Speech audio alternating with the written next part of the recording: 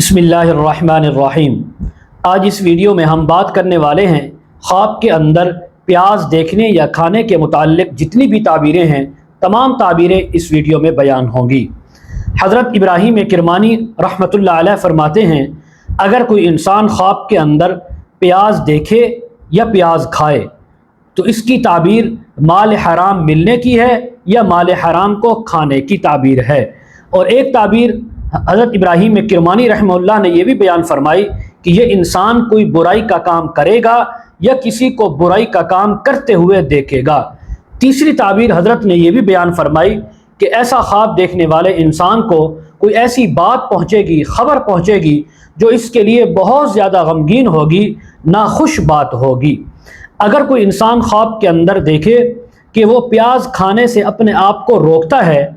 اپنے آپ کو دور کرتا ہے، کوئی اس کو کھلانا چاہتا ہے، تو اگر خواب دیکھنے والا انسان نیک اور پارسا ہے تو اس بات کی علامت ہے کہ اس انسان کو بہت زیادہ خیر اور بھلائی ملے گی۔ اللہ تعالیٰ اس کو گناہوں سے،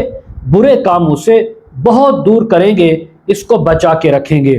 اگر خواب دیکھنے والا انسان گناہ گار ہے، فاسق فاجر ہے، پارسا نہیں ہے، تو اس بات کی علامت ہے کہ یہ انسان مال حرام کو جمع کرے گا اور اس مال سے فائدہ بھی اٹھائے گا۔